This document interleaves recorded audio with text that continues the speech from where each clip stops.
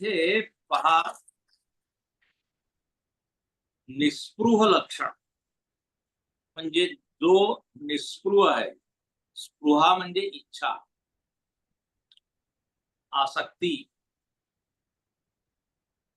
जर आपल्याला आसक्ती रहित जीवन जगायचं असेल, निष्काम जीवन जगायचं असेल,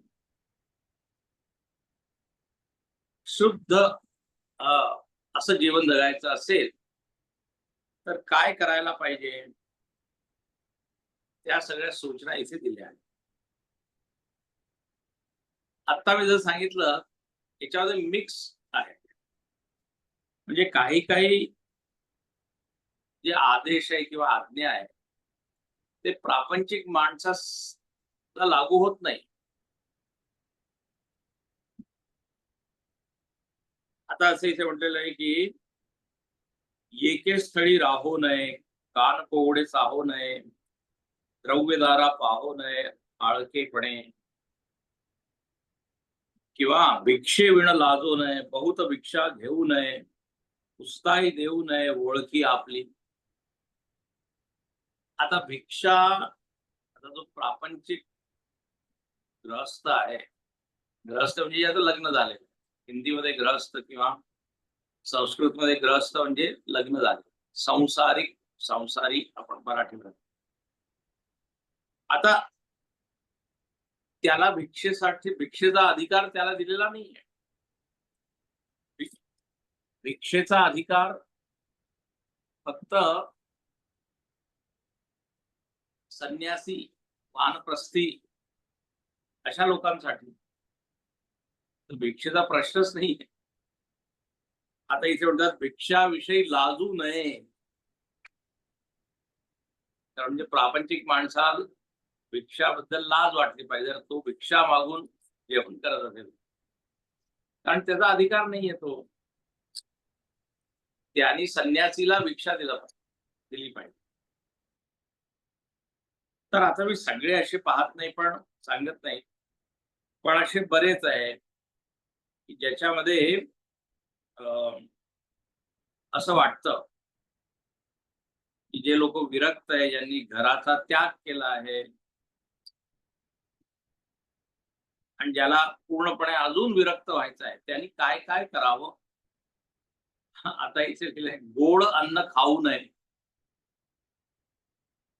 आता सण असतो आपल्याकडे, सणवार असतो, कुळाचार, कुळधर्म काही असतो, तर त्या दिवशी तर गोड आपण करतो, पुरणपोळी, श्रीखंड. आता इथे म्हणतात गोड अन्न खाऊ नये. डायबिटीज झाल्यासाठी ठीक आहे ही सूचना, पण आता जर घरी काही उत्सव असेल तर हे अशा साधकांसाठी जास्त संयुक्तिक वाटतं, जे लोक भिक्षाटन करत आहे. आणखी जे मिळत असेल त्याच्यामध्ये त्यांनी समाधान मानलं पाहिजे. सांगण्याचं प्रयोजन इथे असंच दिसतं. साधन पंचकम मध्ये शंकराचार्यजी म्हणतात, वाचलं असेल साधना पंचकम, साधन पंचकम.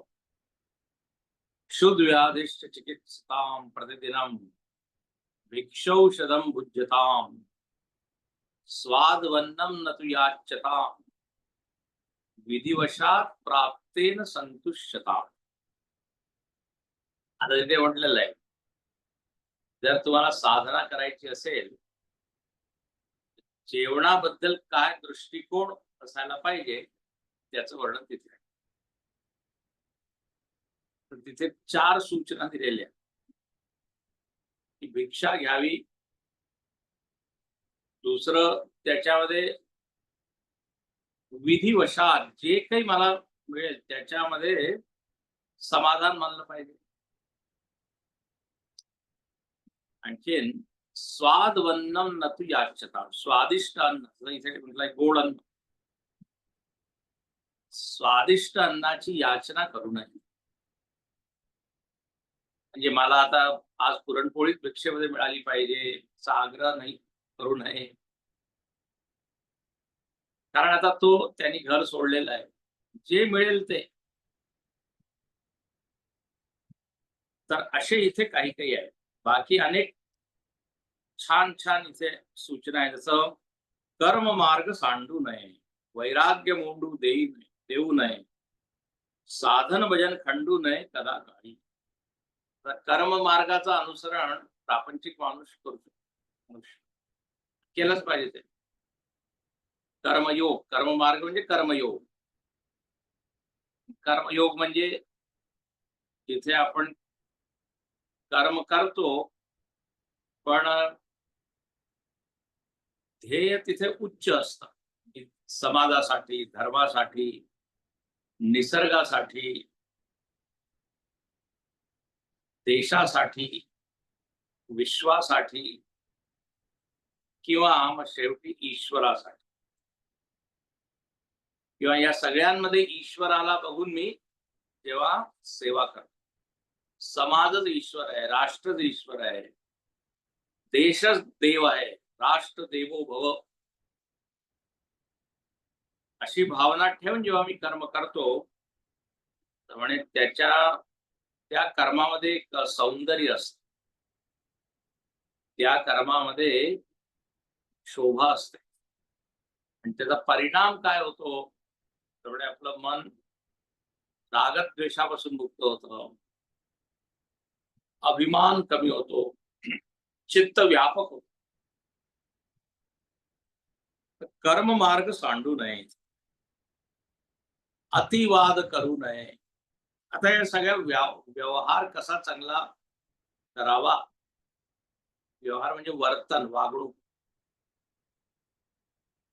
त्याच्याबद्दल हा पूर्ण समास आहे. इथे म्हणतात शुद्ध मार्ग समजू नये, दुर्जनासी तंडू नये, संबंध पडो देऊ नये चांडाळास. म्हणजे शुद्ध मार्ग असायला पाहिजे, सात्विक मार्ग, कर्म सात्विक असायला पाहिजे. त्रिगुणांमध्ये सत्वगुण सगळ्यात चांगलं मानलेलं आहे, तर त्याचं प्राधान्य असायला पाहिजे. रजोगुण आणि तमोगुण सुद्धा आपल्याला पाहिजे, त्याच्याशिवाय जीवन आपण जगू नाही शकत. फक्त सत्वाने जीवन जगू नाही शकत. क्रिया करायची आहे, कर्म करायचं आहे, तर रजोगुण पाहिजे, झोपेसाठी तमोगुण पाहिजे. पण प्रमाण किती असायला पाहिजे, म्हणजे सत्वाचं प्रमाण जास्त. म्हणून याला म्हणतात शुद्ध मार्ग. त्यानंतर इथे म्हणतात नित्य नियम सांडू नये, एक नियम घेतला पाहिजे. जरी तो प्रापंचिक असेल, सांसारिक असेल, संसारी, तरी त्यांनी एक काहीतरी नियम तर घेतला. तर समर्थांनी म्हटलेलं आहे की नियमाविण राहू नये आणि बहुत नियम घेऊन. फार जास्त नियम सुद्धा करू नये, कारण ते त्याचं पालन करणं कठीण. पण याचा अर्थ असं नाही की काहीच नियम करू नये. तर काही अर्धा तास, 1 तास तरी पूजा करावी किंवा माळ किंवा ध्यान. नित्य नियम, षट कर्मापैकी एक कर्म काय म्हणतात, नित्य कर्म. नित्य नैमित्तिक प्रायश्चित चित्त उपासना. तर ही एक छान सूचना आहे. तर म्हणजे हा समाज खूप मोठा आहे, जवळजवळ 80 ओव्या आहे याच्यामध्ये. जर निस्पृह व्हायचं असेल तर हे सगळं आपण केलं पाहिजे. निस्पृह माणूस असा करतो, त्याचे हे लक्षण आहे. जर आपल्याला हे असं जगायचं असेल निस्पृह जीवन, तर मग हे सगळं करायला. संशयात्मक बोलू नये, बहुत निश्चय करू नये, पाहिजे दिलेलं. ज्ञान गर्व धरू नये, सगळं करावं पण गर्व नसायला पाहिजे. अहंकारामुळे मोठे मोठे माणूस पाहिलेले, मोठी मोठी व्यक्ती, त्यांचं पतन झालेलं. अच्छा, आता इथे पाहिजे एक सूचना अशी आहे की संन्यासी माणसाला लागू होते. लग्न मुहूर्ती जाऊ नये,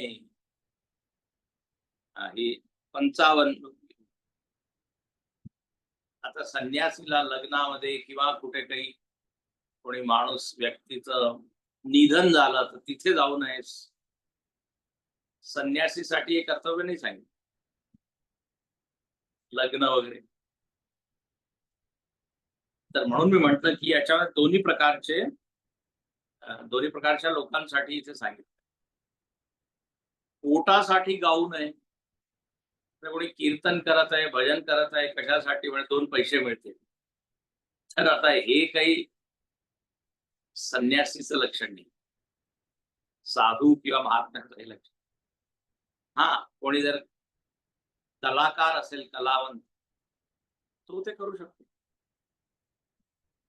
मुले कीर्तन करू नये कुठेतरी. पैशासाठी कीर्तन करत आहे. पहा, आपली भिक्षा सोडू नये, वारे अन्न खाऊ नये, निस्पृहासी घडू नये, मूलयात्रा 56 अवधी ही ओवी. मी काही ओव्या अशा निवडत घेतलेल्या, काही सगळं तर नाही. आता भिक्षा सोडू नये ते म्हणतात. भिक्षेचं व्रत. आता जो कमवतो आहे किंवा व्यापार व्यवसाय करतोय, तर ते तर त्याला आपण भिक्षा तर म्हणणार नाही. हा, एवढंच आपण म्हणू शकतो की त्यांनी हा विचार ठेवला पाहिजे की भगवंताच्या कृपेमुळे मला हे अन्न मिळत आहे, अशी वृत्ती तो ठेवू शकतो. आणि जे काही मी अन्न खात आहे याच्याद्वारे जी शक्ती मिळेल त्याने मी भगवंताची सेवा करीन, ही वृत्ती ठेवली तर त्या अन्नामध्ये थोडीशी श्रेष्ठ बुद्धी. एक आहे भोग बुद्धी ठेवून खाणे,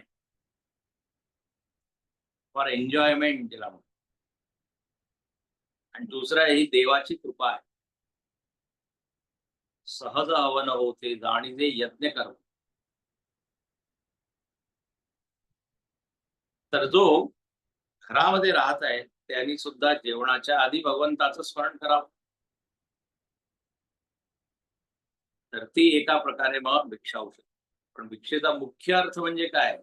जिथे स्वतःच काही कर्तृत्व नाही, जे मिळेल त्याच्यामध्ये संतुष्ट, समाधान. तर इथे असं लिहिलेलं आहे. त्यानंतर इथे म्हटलेलं आहे, पहा, कोठे मठ करू नये, केला तरी तो धरू नये, मठपती होऊन बसू नये, निस्पृह पुरुषे. 58वी. जास्त आश्रम बांधू नये. भागवतात सुद्धा येतं 24 गुरु जे केलेले दत्तात्रयाने, त्याच्यामध्ये एक गुरु त्यांनी कोणाला केलं माहिती आहे? सापाला, सर्प. आणि काय शिकलो मी या सापापासून? त्यामुळे हा स्वतः बीळ बनवत नाही, दुसऱ्यांच्या बिळामध्ये जाऊन राहतो. स्वतः ठीक करत, ज्यांनी बीळ बनवलं त्याच्यामध्ये जाऊन राहतो. ते म्हणतात की संन्यासीला सुद्धा असंच आहे. कठीण आहे. नाही तर आश्रम म्हणजे सुद्धा एक दुसऱ्या प्रकारची काय म्हणतात माया किंवा घर किंवा संसार होऊन बसतो. म्हणून इथे म्हणतात की मठ बांधून, जर बांधलं तरी त्याच्यामध्ये आसक्त होऊ नये, तेव्हा निस्पृह तो म्हणवला जाईल. मग इथे म्हणतात की बहुत निद्रा मोडू नये, बहुसाल निजो नये. खूप झोपतच आहे माणूस. आणखी काय? नियमाचं पालन करत नाही. म्हणजे असं जर असेल तर तो कधीच निस्पृह होऊ शकणार नाही. तर असे छान छान इथे सूचना आहे. आणखीन सगळे संन्यासीसाठी असं नाहीये, काही सामान्य माणसासाठी सुद्धा आहे. तो आपल्या जीवनामध्ये प्रगती कशी करू शकेल याच्यासाठी या सगळ्या सूचना दिल्या. नियमन, व्यवहारातील जे काही नियम आहेत ते दिलेले आहे. वायफळ चर्चा करू नये, असं म्हटलेलं आहे 75व्या याच्यात. दृश्य स्मरण कामा नये, विस्मरण पडू नये, काही चर्चा करू नये, एलिया विण न चले, बोलावं कसं. अच्छा, इथे अगदी सुरुवातीला एक प्रश्न सुद्धा आहे तुमच्या याच्यामध्ये आलेला आहे. अगदी या पहिल्या समासामधील 5वी ओवी. आता इथेच मी सांगून देतो. कांता दृष्टी राखो नये, मनास गोडी चाखवू नये, धारिष्ट चढता दाखवू नये मुख आपू. आता ही जी ओवी आहे ही खरं म्हणजे कोणासाठी आहे, तर म्हणे जो अगदी आता या अध्यात्माच्या मार्गावर निघालेला. आता असं भजगोविंदमध्ये 3ऱ्या श्लोकामध्ये जवळ असंच म्हटलेलं आहे. नारी स्तनभर नाभी देशम दृष्ट्वा मागा मोहावेशम. असं म्हणतात कंचन कामिनी आणि कीर्ती, 3 क आहे. कंचन कामिनी कीर्ती हे 3 अडथळे आहे, बाधा आहे, अडचणी आहे. तर आता जो आत्मज्ञान मिळवण्याच्या मार्गावर आहे त्याच्यासाठी तर या निश्चितच या बाधा आहे. जो सामान्य माणूस आहे त्याच्यासाठी याचा अर्थ काय होईल, तसं म्हटलेलं आहे ना, परद्रव्य आणि परदारा त्यांच्याकडे लक्ष देऊ नये, त्यांनी माणसाचं पतन होतं. तर जो अगदी पूर्णपणे ज्यांनी घर सोडलं आहे महात्मा झाला आहे त्याच्यासाठी तर हे 100% लिहिलेलंच आहे की काम वासना, हा, परस्त्री कडे दृष्टी ठेवणे हे त्यांनी केलं नाही पाहिजे. आणि सामान्य माणसासाठी सुद्धा हेच आहे. तर या इच्छा अडचणी असल्यामुळे याच्यावर संयम करावा इथे सांगितलं. आता बा एवढ्या सगळ्या घटना आपण पाहतो घडताना, त्याच्यामध्ये ही वृत्तीच काय आहे, कामातुराणाम भयम न लज्जा असं म्हणतो. कामातुर त्याला भय नाही, लज्जा नाही, कसंही तो वागत आहे, कोणाबरोबर कसंही तो संबंध ठेवत आहे, काही आचरण करत आहे. म्हणजे त्यांनी त्याचाही काय त्याचंही पतन होतं, आणखीन समोरच्याला सुद्धा त्रास. म्हणून इथे म्हटलेलं आहे की ही वृत्ती ठेवू नये. आता आपल्या इथे काय म्हटलेलं आहे की परद्रव्यामध्ये विषबुद्धी ठेव आणि परस्त्रीमध्ये देवी बुद्धी ठेव, माता. जसं रामकृष्ण परमहंस त्यांनी आपल्या बायकोमध्ये शारदा माता, त्याच्यावर त्यांना देवीच दर्शन. अशी पवित्र दृष्टी ठेवण्यासाठी इथे सांगितलेलं आहे. आता पुढच्या समासामध्ये आता पहा भिक्षेचं निरूपण आहे. आता भिक्षा कोण घेईल, यांनी घर सोडलेलं आहे. एक कौपिन पंचकम म्हणून शंकराचार्यांनी 5 श्लोक लिहिले आहेत. त्याच्यामध्ये ते म्हणतात वेदांत वाक्येषु सदा रमंत. त्याच्यामध्ये वर्णन येतं भिक्षान्न मात्रेण तुष्टी बंध. जो असा साधक आहे ज्याला आत्मज्ञानच मिळवायचं आहे, आत्मसाक्षात्कार करायचा आहे, आणि आता संसारामध्ये त्याची काही आसक्ती नाही, त्रिविध एषणा, 3 प्रकारच्या एषणा त्याच्या सुटलेल्या. एषणा म्हणजे इच्छा, लोकेशना, पुत्रेशना, वित्तेशना. म्हणजे त्याचं जीवन कसं काय चाललेलं आहे, अन्न वस्त्र निवारा. इथे तर गीतेमध्ये भगवंताने म्हटलंय मीच सगळं ते सांभाळेल, योगक्षेमम वहाम. आणि इथे म्हटलेलं आहे अन्नासाठी तुम्ही काय करा, तुम्ही भिक्षा. म्हणतात भिक्षाहारी निराहारी. जो भिक्षाटन करत आहे, भिक्षेद्वारे अन्न ग्रहण करत आहे, त्यांनी जणू काही खाल्लंच नाही, असं इथे श्लोक आहे. तर ब्राह्मणाची मुख्य दीक्षा मागितली पाहिजे भिक्षा, वो भवती या पक्षा रक्षिले पाहिजे. मुख्य काय? भिक्षा घेतली. आता भिक्षेतच सगळं वर्णन आहे. पण जो सामान्य माणूस आहे तो तर भिक्षा मागत नाही, तो तर घरी स्वयंपाक करून खातो. तर अशा माणसासाठी हा समाज जास्त उपयुक्त आहे, जो परिव्राजक आहे. त्या म्हणतात परिव्राजक. म्हणून ते म्हणतात नित्य नूतन हिंडावे. आठवी ओवी पहा. नित्य नूतन हिंडावे, उदंड देशाटन करावे, तरीत भिक्षा मागता बरवे, श्लाघ्य वाढ. अखंड भिक्षेचा अभ्यास, तयास वाटेना परदेश, जिकडे तिकडे स्वदेश भुवनत, विश्वची माझे घर, वसुदैव कुटुंबकम. म्हणजे त्याची ही वृत्ती असायला पाहिजे की सगळीकडे तो देवच आहे, तोच विविध रूपात आहे, तोच मला अन्न पुरवत आहे. भिक्षा मागता किरको नये, भिक्षा मागता लाजो नये.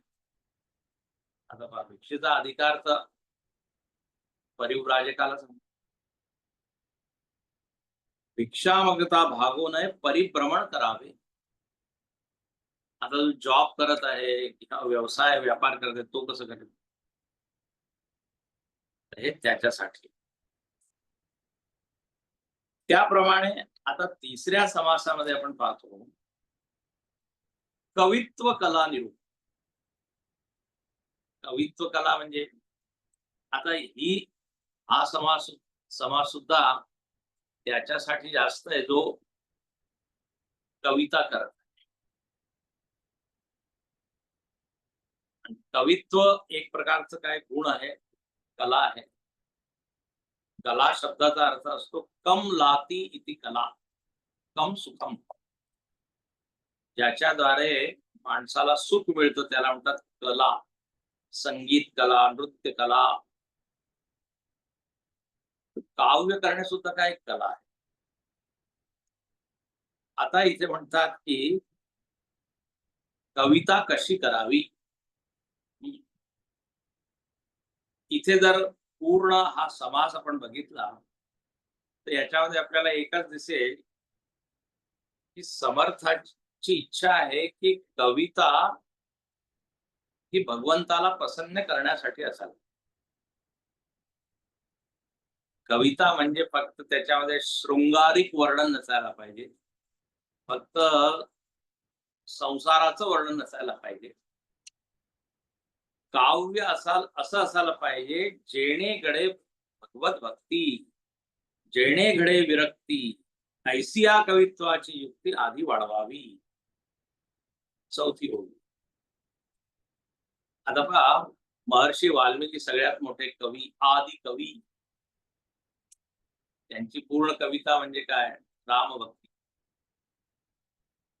कवीश्वर कपीश्वर असं म्हटलेलं. हनुमंताला आणखीन वाल्मिकींना नमस्कार केला तुलसीदासांनी आणि म्हणे दोघं कशी आहे? म्हणे भगवंताच्या गुणामध्ये रममाण होणार.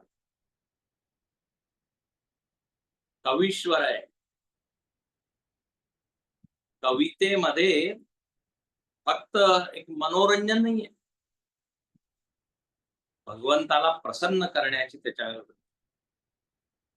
तुलसीदासांनी छान लिहिलेलं आहे रामायणामध्ये, रामचरितमानसावर.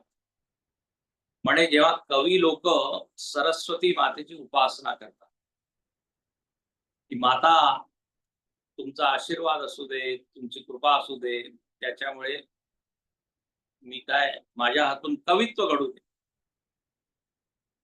म्हणजे सरस्वती त्यांची प्रार्थना ऐकून तिथे येते आणि त्यांच्यावर कृपा करते. पण असं म्हणतात की जेव्हा ती पाहते की ही कविता जो करत आहे त्या कवितेमध्ये देवाचं काही नावच नाहीये, देवासाठी तो कविता करतच नाही, त्यामुळे तिला फार पश्चाताप होतो की मी कशामुळे इतक्या लांबून इथे आहे.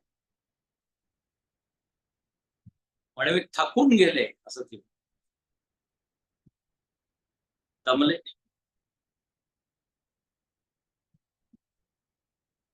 आणि म्हणे मला विश्रांती कशी मिळेल? तर म्हणे जेव्हा कवी लोक भगवंताचं वर्णन करतील तेव्हा मला विश्रांती. असं सरस्वती माता म्हणते. इथे सुद्धा जवळपास समर्थांचं हेच म्हणणं आहे. हम्म. जो भगवत भजने विण जाऊ ते नेदी एक क्षण सर्व काळ अंतःकरण भक्ती रंग रंगले. त्या कवितेमध्ये भक्ती, कविता अशी असायला पाहिजे ज्याच्यामुळे लोकांना विरक्ती आली. म्हणून ते म्हणतात की ऐसे कवित्व लक्षण केलेच करू निरूपण जेणे निवे अंतःकरण सोते यांचे पस्तीसावे. कवित्व असावे निर्मळ, कवित्व असावे सरळ, कवित्व असावे प्रांजळ अन्वयाचे, कवित्व असावे भक्तिबळ. अत्यंत क्लिष्ट कठीण अशी कविता जर असेल तर जे श्रोते लोक आहेत त्यांना आनंद येणार. म्हणून हा जो गुण आहे कवित्वाचा त्याचा उपयोग करावा. असं म्हणतात ना, जहां न पोहोचे रवी वहां पोहोचे कवी. कवी कल्पना कल्पना करून काय काय वर्णन ते करतात. इथे म्हणतात देवाचं वर्णन तुम्ही करा, तेच खरं कवित्व आहे. ज्यांनी बुद्धी दिलीये, ज्यांनी अंतःकरण दिलंय, त्याच्यासाठीच तुम्ही कविता करा. कालिदासाने पहा काली मातेची उपासना केली. उपासनेचं फळ हे झालं की त्याची बुद्धी तीव्र झाली. नाहीतर तो मंद बुद्धी होता असं. तो झाडावर बसला होता आणि झाडाची फांदी कापत होता आणि तीच फांदी कापत होता त्याच्यावर तो बसला होता. लोक हसू लागले, अरे मूर्खाधी राग तू पडेल. म्हणजे त्याला एवढी सुद्धा एवढा शब्द तो विचार करू शकतो. त्यांनी मग उपासना केली काली. एवढा मोठा कवी झाला. पाणिनी महर्षी बद्दल सुद्धा असंच म्हणतात. त्यांनी शंकराची आराधना केली आणि सगळं संस्कृत व्याकरण त्यांच्या अंतःकरणात प्रकटलं. अष्टाध्यायी त्यांनी. तर मोठे मोठे जे कवी लोक आहे, विद्वान लोक आहे, संत लोक आहे, त्यांच्यामध्ये जी कवित्वाची स्फुरणा होत असते ती भगवंताच्या भक्तीमुळे शक्तीमुळेच होत असते. तुकाराम महाराजांनी 4000 अभंग लिहिले, तुकाराम गाथा. आणि असं म्हणतात हे तर उपलब्ध अभंग आहे किंवा भजन आहे. अजून अनेक होते. ज्यांनी बुद्धी दिली त्याच्यासाठी जर आपण त्याचा उपयोग केला तर ती बुद्धी अजून वाढते. असं ज्यांनी शक्ती दिली त्या शक्तीचा उपयोग त्याच्या प्रशंसेसाठी स्तुतीसाठी जर केलं तर निश्चितच तेवढा. म्हणून इथे कवित्व म्हणजे नुसतं सामान्य कवीचा अर्थ असतो क्रांतदर्शी,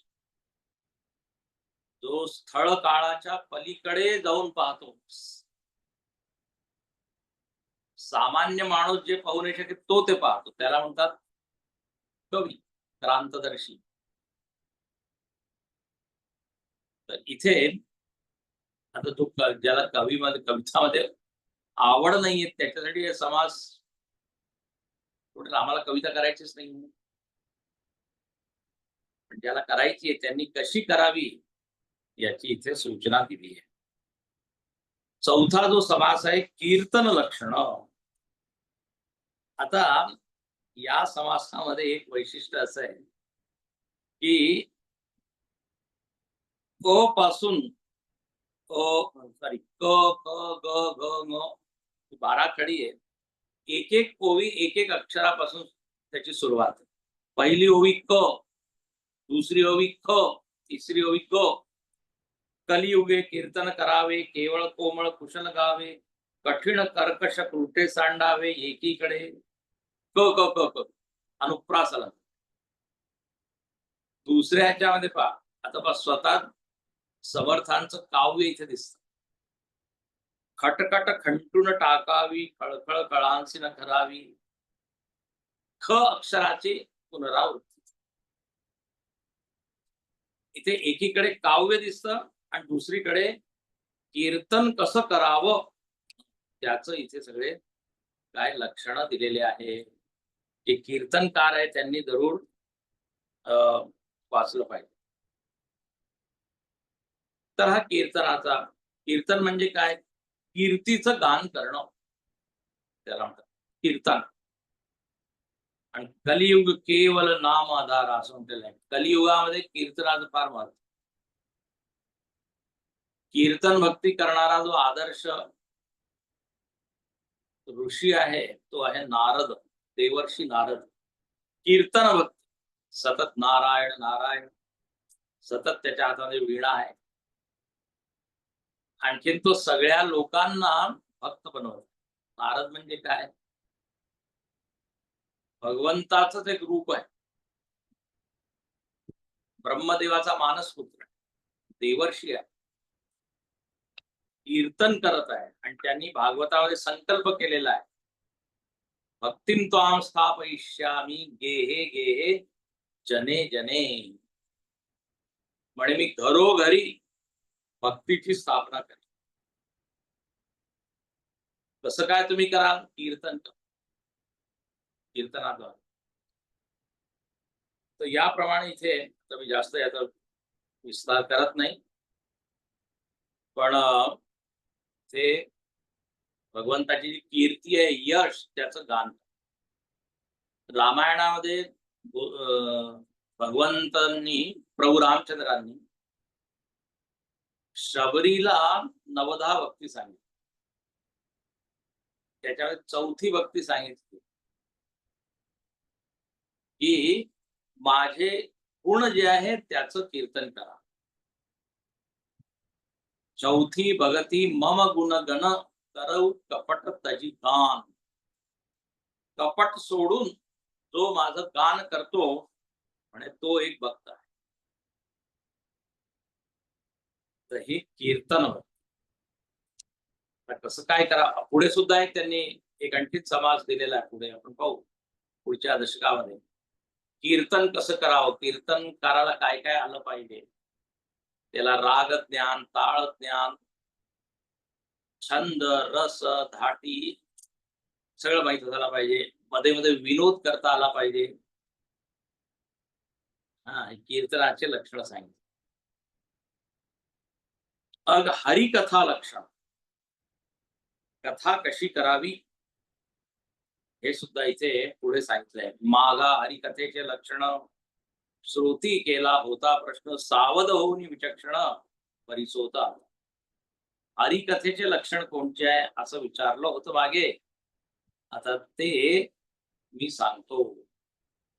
हरिकथा कैसी करावी, रंगे कैसी भरावी, जेणे पाविजे पदवी रघुनाथ कृपेची. आता पहा, हरिकथा, प्रवचन, व्याख्यान, भाषण हे सुद्धा कशासाठी? तर भगवंताची कृपा मिळवण्यासाठी. कृपेचं संपादन करण्यासाठी काय करावं? कीर्तन किंवा ही कथा.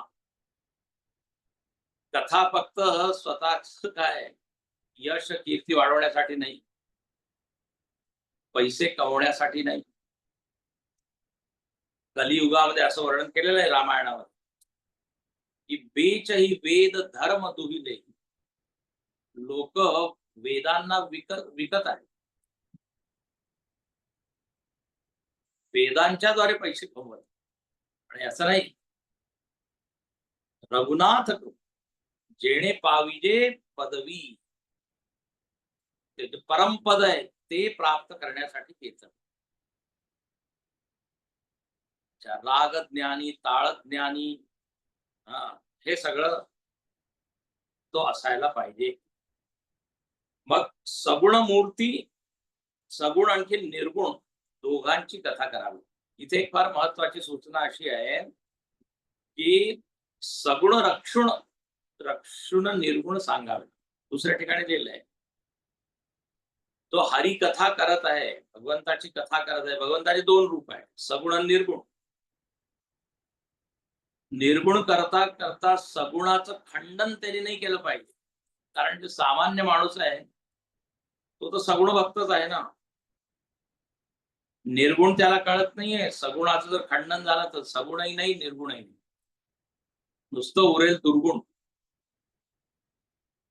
म्हणून दोन्ही पाहिजे. कथा कथा याची गुण सगुणी नाणावे निर्गुण, न बोलावे दोष गुण पुढीलांचे कथा. तर इथे हरिकथा, कथा त्यालाच म्हणतात ज्याच्याद्वारे व्यथाचा नाश होतो, त्याला म्हणतात कथा. कथा शब्द संस्कृतमध्ये कथा म्हणजे कथम. कथम म्हणजे कसं काय, देवानी कसं काय लीला केली, कोणकोणची लीला केली, कसा त्यांनी अवतार घेतला, याचं वर्णन ज्याच्यामध्ये त्याला म्हणतात कथा. म्हणतो ना आत्मकथा, स्वतःबद्दल आपण लिहितो. हनुमंताला जेव्हा विचारलं लंकेमध्ये, तू कोण आहेस, स्वतःबद्दल सांग, तर मारुतीने स्वतःबद्दल काहीच सांगितलं नाही. पूर्ण रामाचं वर्णन, रामकथा सांगितली, आत्मकथा नाही. आणि शेवटी काय सांगितलं की ज्याची कथा तुम्ही ऐकली त्याचा मी दूत आहे, तासु दूत. पहा, कथेमध्ये आपलंच वर्णन नाही करायचंय, भगवंताचं वर्णन.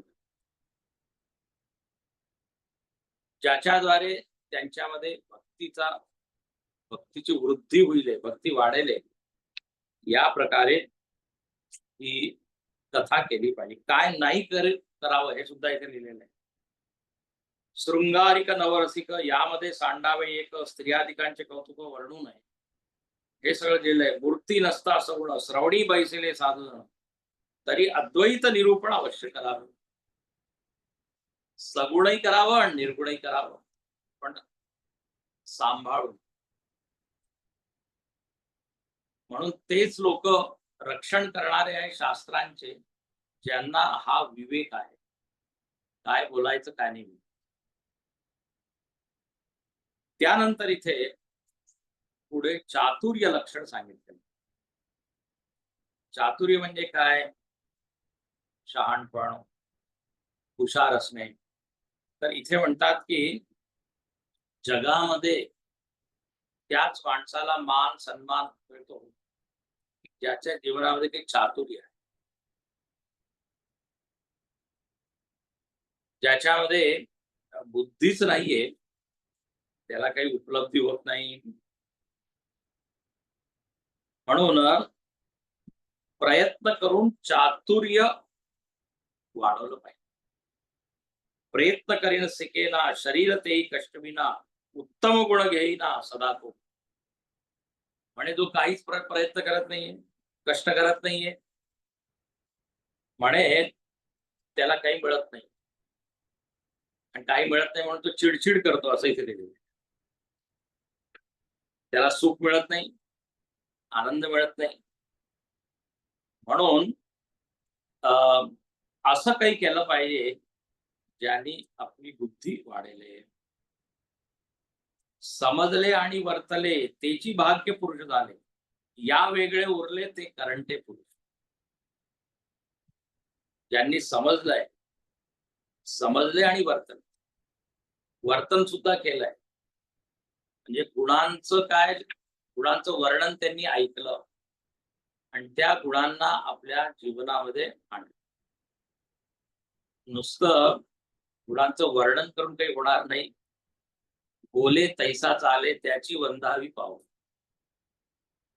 तर म्हणजे याप्रमाणे इथे थोडक्यात आता सांगतो, जास्त काय. बुद्धी दिली आहे तर बुद्धीला काय जरा त्याला अन्न द्या. म्हणून शहाणे करावे जन, पतित करावे पावन, सृष्टीमध्ये भगवत भजन वाढवावे. शहाणे करावे, समर्थांचं हे खूप आहे. स्वतः शहाणे नका हो, दुसऱ्यांना सुद्धा शहाणे कर्तव्य आहे समाजामध्ये आपण राहतो. आणि शहाणं करणे म्हणजे काय, भगवत भक्ती त्याच्यामध्ये आली, ज्ञानाकडे त्याची वृत्ती वळली पाहिजे, ते शहाण.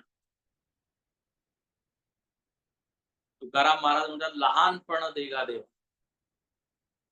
म्हणजे गुरुजी एकदा म्हणत होते लहानपण तेच त्याबरोबर शहाणपण. तर बुद्धी शुद्ध आणि तीव्र दोन, सल्ला चातुर्य असायला पाहिजे, त्याचा उपयोग आत्मविचारासाठी करायचा. मग पुढे म्हणतात 7व्या समासामध्ये गृहस्थाश्रमाचं वर्णन केलं.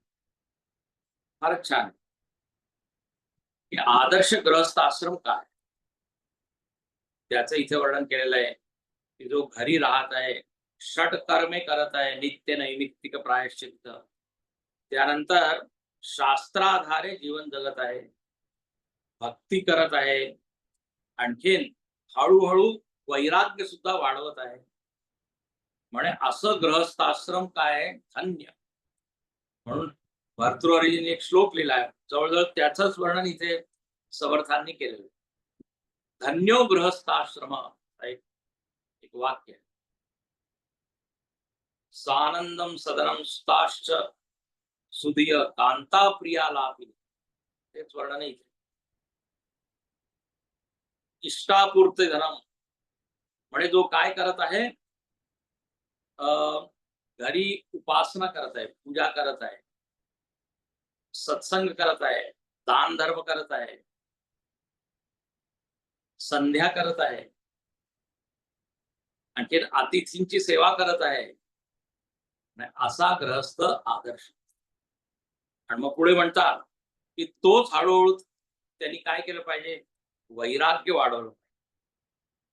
ऐसा भगवंताचा भक्त विशेष अंतरू विरक्त, संसार सांडून झाला मुक्त देवा कारण.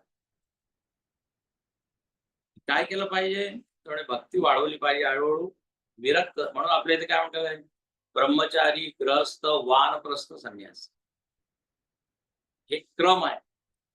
मनुष्याने विकास केला, त्याची प्रगती झाली, याची तपासणी कशी करायची, परीक्षण कसं करायचं, वैराग्य वाढत आहे की, देव आवडत आहे की, असं जर तो करत आहे तर म्हणे त्याचं जीवन काय झालं, सफळ. तर इथे एक आदर्श माणसाचं वर्णन केलेलं आहे.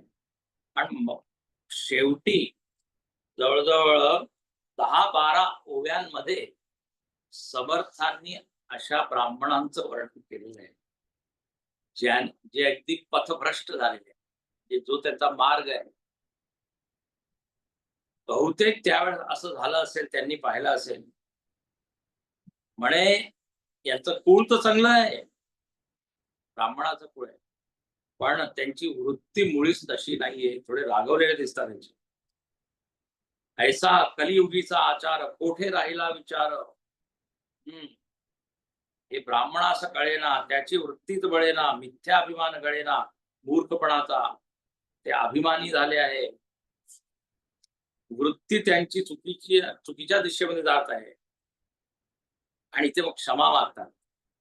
म्हणजे असा विषय निघाला म्हणून मी थोडस बोललो, पण मला क्षमा करा. याचा अर्थ काय आहे की आपल्या जीवनामध्ये सात्विकता असायला पाहिजे, तेव्हा समाजामध्ये एक वातावरण चांगलं बनेल. समर्थांना समाजाची खूप काळजी, म्हणून फक्त परमार्थाचं चिंतन करत नाही, ते प्रपंचाचं वर्णन करत आहे, समाजाचं चिंतन करत आहे. सतत त्यांचं म्हणणं आहे तुम्ही चांगले व्हा, आणखी समाजाला सुद्धा चांगलं, समाजाच्या समोर एक आदर्श, तेव्हाच आपली संस्कृती टिकून राहील, तेव्हा धर्म टिकून राहील. तसा युगधर्म त्यांनी सांगितलं. एक एक माणसाचं कर्तव्य आहे. समाज म्हणजे काय, सगळे माणसाचा एक समूह, त्यालाच आपण म्हणतो ना समाज. गुरुदेव सुद्धा म्हणायचे एक एक माणूस जर बदलला तर मग समाज बदलेल. समाज ही अशी अदृश्य अव्यक्त काही वस्तू नाही, माणसाचा समूहच समाज आहे. तर इथे थोडस ते म्हणतात की त्यांनी आपला धर्म जरा सांभाळला पाहिजे. मग पुढे म्हणतात ध्यानाचं निरूपण, अखंड ध्यान निरूपण. आता आपल्याकडे वेळ नाही जास्त. ध्यानामध्ये इथे म्हणतात की जेव्हा आपण बसतो, सामान्य माणसाची ही स्थिती आहे, देवाशिवाय सगळीकडे आपलं लक्ष लागतं. म्हणून ते गुरुजी म्हणतात ओम नमः शिवाय, ओम नमः शिवाय म्हणत आहे, शिवाशिवाय सगळीकडे मन म्हणत. ऐसे मनी आठवते विचारिता भलते जी होते, दिसो नये ते दिसते नाना सो. जसं स्वप्नामध्ये आपल्याला भलतं सलतं काही दिसतं, त्याचप्रमाणे ध्यानामध्ये सुद्धा भलतं सलतं विचार येतो. तर म्हणे यासाठी काय केलं पाहिजे, परत परत प्रयत्न केला पाहिजे. जर प्रयत्न केला तर ते हळूहळू सिद्ध होईल. आणि ते म्हणतात की ध्यानाचं सर्वोच्च रूप काय आहे, तर म्हणे जिथे त्रिपुटी नाही राहत, ध्याता ध्येय ध्यान, हे तीन राहत नाही, अखंड ध्याने न घडे इथं. ध्यान धरिते ते कोण, ध्यानी आठवते ते कोण, दोन्ही मध्ये अनन्य लक्षण असले पाहिजे. मी कोणाचं ध्यान करत आहे, मी कसा ध्यान करत आहे, याच्याकडे लक्ष दिलं पाहिजे. ध्यान करताना ध्यान ध्यान म्हणजे लक्ष आधी आपल्याकडे गेलं पाहिजे की मी ध्यानासाठी बसलो. होतं काय, आपण बसतो आणि जे मन इकडे तिकडे भरकटतं, त्या मनाबरोबर आपणही कुठे कुठे फिरत राहतो. ते म्हणतात ना, ध्यानासाठी बसतो आणखी वर्ल्ड टूर साठी निघतो. कुठे कुठे मन जात आहे, ऑस्ट्रेलिया, भारत, इकडे तिकडे. तर म्हणे गीतेमध्ये असं म्हटलेलं आहे, अभ्यासेन तु कौंतेय वैराग्येण च गृह्यते. अभ्यास म्हणजे परत परत सराव केल्याने ध्यान स्थिर होतं, मन एकाग्र. आणि इथे असं म्हटलेलं आहे समर्थांनी, त्यावेळेस बहुतेक असे काही लोक होते, त्यांनी एक काहीतरी विशिष्ट पद्धती सांगितली ध्यानाची. आता जर त्या पद्धतीने अनुभव तुम्हाला येत नसेल, प्रचिती येत नसेल, तर ती सोडून द्यावी असं स्पष्ट म्हणतात. हा, कोणी एक ध्यानस्थ बैसला, कोणी एक शिकवी त्याला. ध्यानासाठी बसलाय, दुसरा त्याला शिकवत आहे. तो शिकवत आहे त्यालाही माहित नाही की कसं ध्यान करायचं. मग म्हणे दोघांचं नुकसान होतं.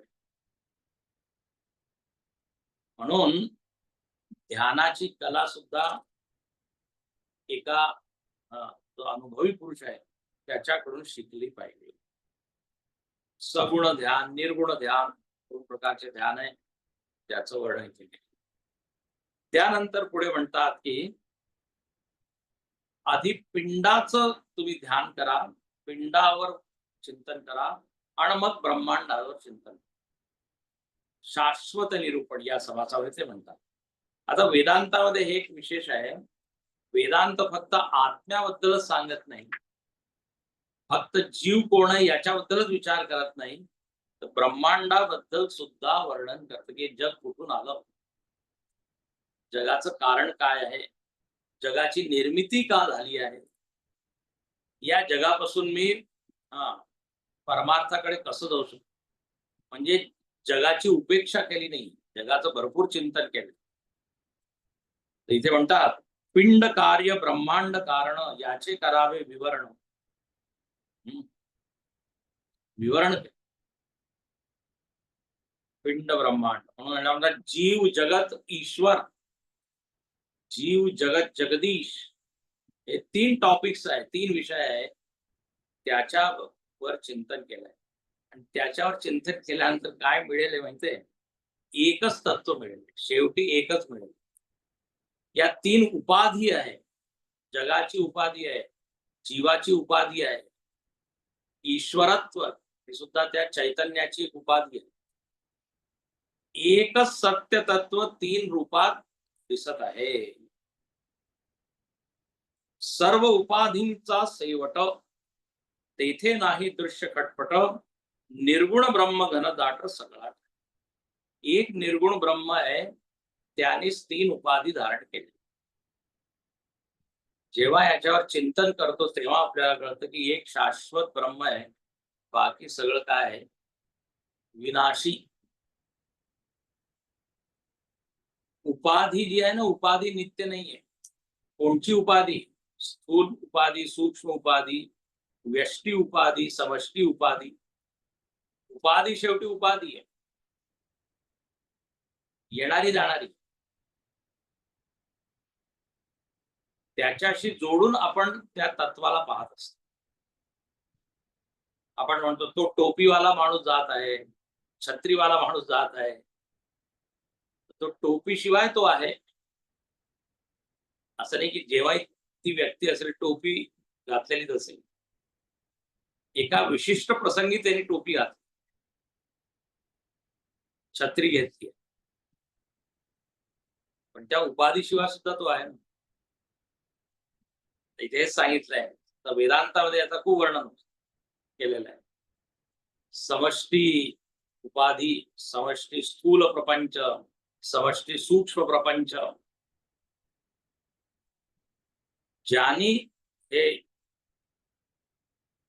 ज्याच्या या उपाधी आहे तो नेहमीच त्या उपाधीपासून मुक्त आहे.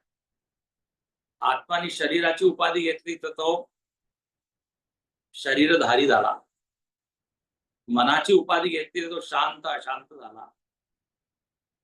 आत्मा प्लस मन इक्वल टू शांत अशांत, सुखी दुखी वगैरे. पण स्वतः आत्मा कसा आहे? सुखादुःखाच्या पलीकडे, सुख दुःखाच्या पलीकडे. ते इथे सांगितलंय एकच शाश्वत तत्व आहे आणि उपाधी सगळ्यात चंचल आहे. चंचल ते स्थिरावेना, निश्चळ ते कदापि चढेल. असं आकाश, पोकळी एक तत्व आहे, तेच मी आहे, ते सर्वांमध्ये व्याप्त आहे. त्याला म्हणतात शाश्वत. मग शेवटी मायेचं निरूपण. आणि ह्या माया निरूपण मध्ये नुसतं उदाहरण दिलेलं आहे की याला म्हणतात माया, याला म्हणतात. पहिलं सिद्धांत वाक्य आहे, माया दिसे परिनास, वस्तू न दिसे परी न नास. माया सत्य वाटे परी मिथ्या असे निरंतर. जी मिथ्या आहे पण वाटते सत्य, तिला म्हणतात माया. हेच मुख्य आहे. मग अनेक उदाहरण दिलेले आहे. सगळ्या ओवांचे उदाहरणच उदाहरण. दिसतं तसं नसतं, याला म्हणतात माया. आता इथे उदाहरण दिलेलं आहे, गगनी गंधर्व नगरे. हा, गंधर्व नगर दिसतं पण ते नसतं. त्यानंतर सावली दिसते पण ती नसते. इथे म्हटलेलं आहे, कुत्र्याचं नाव ठेवलं व्याघ्र, टायगर. Tiger come here. आता तो पाहुणा जो तिथे गेलेला होता त्याला तो घाबरला, म्हणजे इथे कुठे टायगर. तर काय दिसलंय, एक अगदी याचा कुत्रा आला, तर नाव काय दिलंय टायगर. ही माया आहे. असं खूप छान छान उदाहरण इथे दिलेलं आहे. पुत्रास इंद्र नाम, पुत्राचं नाव इंद्र. वा वा, इंद्र जरा इकडे. आता इंद्र म्हणजे देवतांचा राजा, पण इथे काय तिचं पुत्राचं नाव आहे. गुरुपरी नामे सरस्वती सिके नाव आहे सरस्वती, पण ती काही शिकतच नाही. ही माया आहे. जे जिथे नाहीये पण तिथे आपल्याला भासित होतं, दिसतं, त्याला म्हणतात माया. विचार केल्याने ती माया. या मा सा माया, जी नाहीये पण अशी दाखवते की मी आहे. जादूगर असतो तो सुद्धा काय काय जादू दाखवतो, ते काही नसतं, ते पण दिसतं. जगाबद्दल सुद्धा हे सांगितलं आहे. असं वाटतं की हे सगळं खरं आहे. न रूपमस्येय तथोपलभ्यते नांतो न चादिर न च संपते. याचं रूप जसं उपलब्ध होत आहे तसं नाहीये. विचार केल्यावर काही वेगळंच सत्य आपल्याला दिसतं. वैज्ञानिक लोक सुद्धा आजकाल हेच म्हणतात, जसं दिसतं तसं नाहीये. सूर्य उगवताना दिसतो, सूर्य उगवत नाही. पृथ्वी स्थिर वाटते पण स्थिर नाही. तर मायाच माया. याप्रमाणे इथे असे हे 10 समास आहे. तुम्ही सविस्तर याची चर्चा केलीच आहे. आपण थोडक्यात आज बघू. जे 2 प्रश्न होते, तर एक प्रश्नाचं उत्तर तुम्ही दिलं आधीच. दुसरा प्रश्न असा होता, की परत परत समर्थांनी पंचभूताचं वर्णन का केलं? पंचतत्वाचं वर्णन आणि मग पंचीकरणाचं वर्णन. याच्यामध्ये अनेक वेळा वर्णन आलेलं आहे. आता त्याचं कारण एक्झॅक्टली काय आता आपण सांगू शकत नाही. पण बहुतेक एकच असायला पाहिजे, की समर्थांची इच्छा आहे, की आपण विसरलो न पाहिजे काय हे जग आहे. परत परत कारण आपण विसरून जातो, की हे जड वस्तूंपासून बनलेलं आहे. याच्यामध्ये काही जास्त असं सौंदर्य किंवा खूप महत्वाची अशी काही ही वस्तू आहे असं नाहीये. हे जड तत्व आहे. पंचतत्वापासून बनलेलं आहे म्हणून त्याला प्रपंच म्हणतात. पण ते इतकं आकर्षक आहे, मोहक आहे, की आपण विसरून जातो. आणि आपल्याला त्याच्यामधील जे सत्य वस्तू आहे, ज्याच्यामुळे ते जग आकर्षक वाटत आहे, सुंदर दिसत आहे, ते विसरून जातो. म्हणून बहुतेक परत परत ते सांगत आहे, की आकाश, वायू, अग्नी, जल, पृथ्वी याच्यापासून हे बनलेलं आहे. मग पंचीकरण झालं, तर मग काय स्थूल जगत आलं. पण जिथून हे सगळं आलेलं आहे, ते तत्व खरं आहे. त्याचंच लक्ष म्हणजे त्याच्याकडे लक्ष दिलं पाहिजे. बहुतेक हेच प्रयोजन असायला पाहिजे असं मला वाटतं. पण अजून विचार करून सांगेन आहे. कारण ते आपण विसरतो फार लवकर. म्हणून ते पुनरावृत्ती. शास्त्र सुचिंतित पुनी पुनी देखी. तुळशीदासजी म्हणतात, शास्त्राला परत परत परत परत पाहिलं पाहिजे. जे आपण ऐकलंय तेच ऐकलं पाहिजे. जे वाचलं परत तेच वाचायला पाहिजे. तर ते ज्ञान पक्क होतं. म्हणून बहुतेक त्यांनी असं सांगितलं असेल. आणि तिसरा एक प्रश्न होता, की देव प्रसन्न आहे, हे कसं ओळखावं? तर लोकांना तर काय वाटतं, जेव्हा खूप पैसा मिळतो तेव्हा देव प्रसन्न आहे. भगवंताची कृपा आहे, असं लोक म्हणतात. 2 मिनिटं मी घेतो. 6:35 व्हायला आले. देव प्रसन्न आहे याचं लक्षण म्हणजे जर तुम्हाला देव आवडत असतील, देवाची कथा, अध्यात्म याच्यामध्ये अजून अजून गोडी वाढत असेल, तर समजा भगवंत प्रसन्न आहे. बहुत सुकृताची जोडी म्हणून विठ्ठल आवडी असं म्हणता येईल. आपण पुण्य केले आहे, त्यामुळे आपल्याला भगवंत आवडतो. पुण्य केले आहे म्हणून देव आपल्यावर विशेष कृपा करतो. आणि विशेष कृपा म्हणजे काय? संसारामधील जी आसक्ती ती कमी कमी ही विशेष कृपा आहे. म्हणजे उच्च आनंद आहे, उच्च ध्येय आहे, त्याच्याकडे जाण्याची वृत्ती तीव्र तीव्र होते. जर असं होत असेल तर समजा देवाची कृपा आहे, देव प्रसन्न. आणखीन विषय निरपेक्ष आपल्याला जर आनंद मिळत असेल, परत परत विषयांकडे जाऊन मग आनंद मिळवायचा, याच्यापेक्षा विषयांशिवाय जर आपल्याला आनंद मिळत असेल म्हणजे देव प्रसन्न आहे. कारण मन आपलं शुद्ध होत आहे. शुद्ध मनामध्ये निर्विषय आनंद मिळतो. आणि देवाला शुद्ध मनाची व्यक्ती आवडते. तर हे सगळे लक्षण आहे. पूजेमध्ये आवडत, मजा येत आहे. ध्यान करण्यामध्ये आवडत वाढत आहे.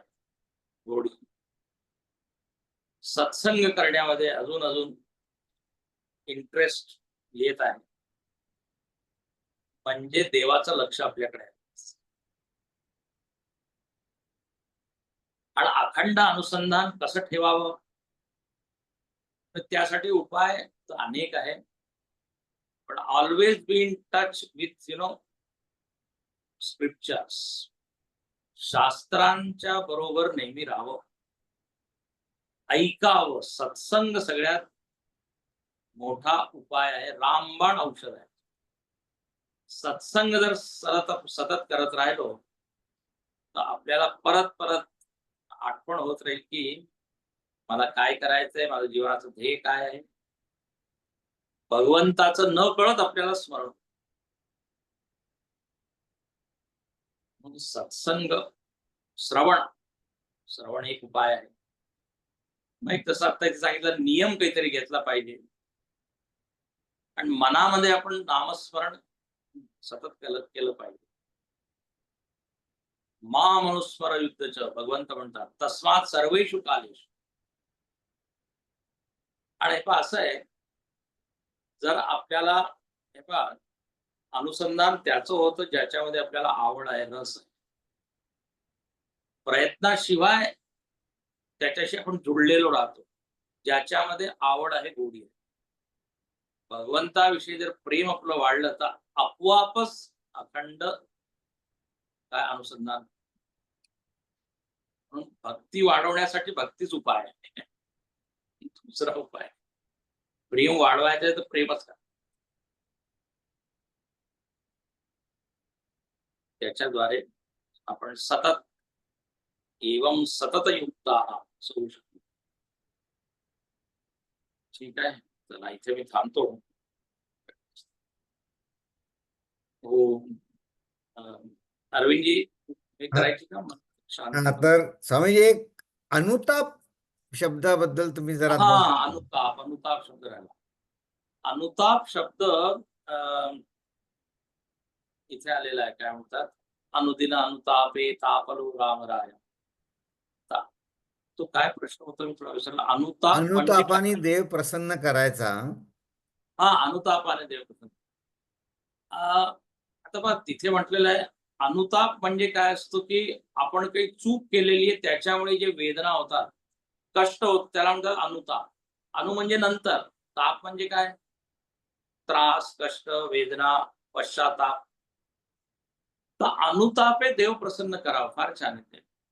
करुणाष्टकामध्ये पहिलाच शब्द आहे, अनुदिन अनुतापे तापलो राम.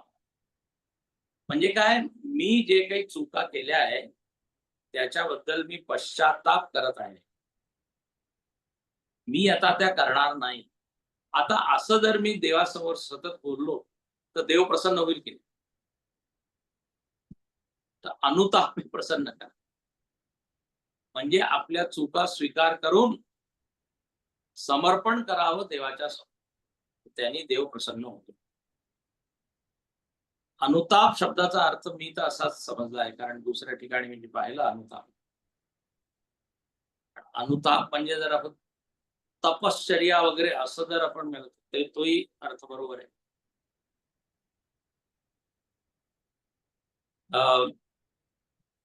अनुतापचा अर्थ तुम्ही काय घेतलाय, अरविंद, काय अर्थ घ्यावा?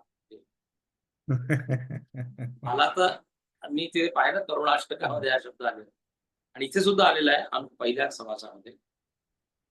तर अनुपसर्ग आणि ताप म्हणजे काही चूक केल्यानंतर जे आपण पश्चाताप करतो, देवाला ते आवडतं की यांनी कबुली दिली आपल्या चुकीची, मगच त्याच्यामध्ये शक्यता आहे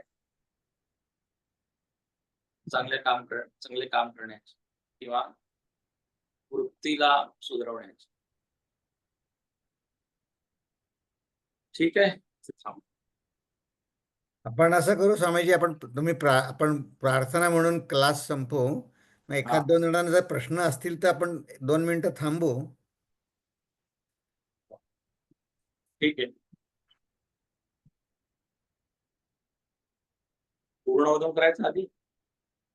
होय. पूर्णमदः पूर्णमिदं पूर्णात् पूर्णमुदच्यते पूर्णस्य पूर्णमादाय पूर्णमेवावशिष्यते ॐ शान्ति शान्ति शान्तिः हरि ओम श्री गुरुभ्यो नमः हरि ओम थँक्यू स्वामीजी. स्वामीजींचं आता दासबोधावरती चिन्मय विभूतीमध्ये शिबिर आहे. जे भारतामधनं जॉईन झाले आहेत त्यांनी विभूती आश्रमामध्ये स्वामीजींचं नवविधा भक्तीवरती या ग्रुपवर आणखीन माहिती पोस्ट करूच, पण आहे. आणि आता आपण प्रार्थना म्हटले, आपला क्लास संपला आहे, पण ज्यांना स्वामीजींशी आणखीन संवाद साधायचा आहे तर मी विनंती करतो स्वामीजींना 2-5 मिनिटं आणखीन. हाँ हाँ मी आहे. तुम्ही हात वर करा. हा, मीनाक्षी ताई सांगा, तुम्ही अनम्यूट करा. हा, हो, मला विचारायचं आहे, रामदास परमार्थी पंचीकरण म्हणतात, म्हणजे त्यांना नक्की काय म्हणायचं आहे? पंचीकरण पंचीकरण म्हणजे परमार्थी हा. पंचीकरण. प्रपंची पाहिजे सुवर्ण तेच ना. हं. ते पंचीकरण म्हणजे सगळं हा अध्यात्म ते सगळं आलं पंचमहाभूताचं ज्ञान. अच्छा. सूक्ष्म महाभूत कसे मग सूक्ष्मातून स्थूल कसे झाले वगैरे वगैरे हे सगळं अपेक्षित आहे त्याच्यामध्ये अभिप्रेत आहे. अच्छा 1 मिनिट मला जरा कोणीतरी आलंय पण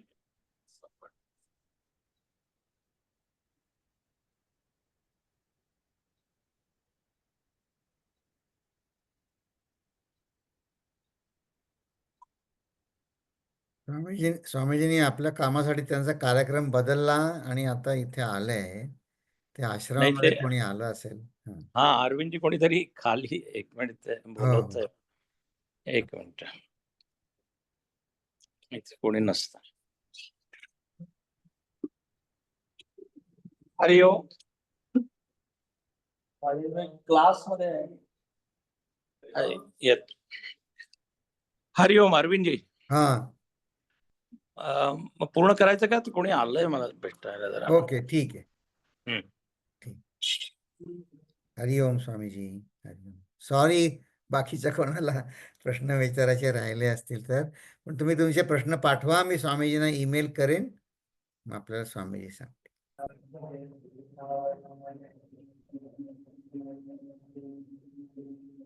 आपली प्रार्थना म्हणून झाली आहे, तर मी रेकॉर्डिंग पण थांबवतो.